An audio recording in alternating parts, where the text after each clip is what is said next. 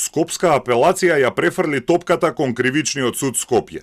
2 месеци чекавме да ги исправат грешките во куцањето на пресудата за случајот ТНТ и дури по ургенции ни вратија некомплетен предмет.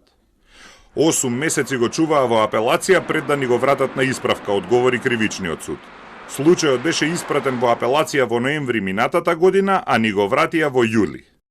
Со оглед дека се работи за период на судска ферија, а имајќи предвид дека судичкиот судија кој постапувал по предметот во меѓувреме почина, па неговите предмети беа прераспределени кај друг судија, постапувајќи по барањето, Кривичниот суд изготви решение за исправка и истото на 12.9.2023 година, заедно со сите списи на предметот, го вратил на повторно одлучување во апелациониот суд.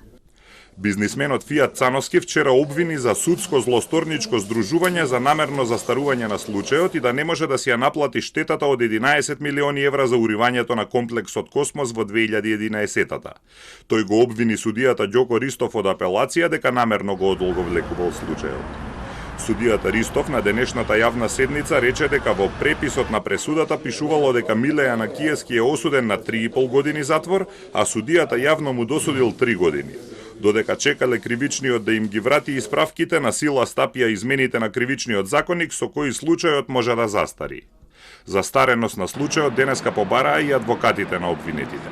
Согласно одредбите од ЗКП, овој суд сега треба да ја преиначи првостепената пресуда на тој начин што ќе донесе пресуда со која се одбива обвинението поради апсолутна застареност. Дали тоа ќе го направи по повод на жалбите или по службена должност, тоа е негова одлука. Никола Груевски првостепено беше осуден на 9, Миле Јанакиевски на 3, а Тони Трајковски и Елизабета Најдовска на по 4 години затвор. Тие беа задолжени заеднички да ја надоместат штетата од 11 милиони евра.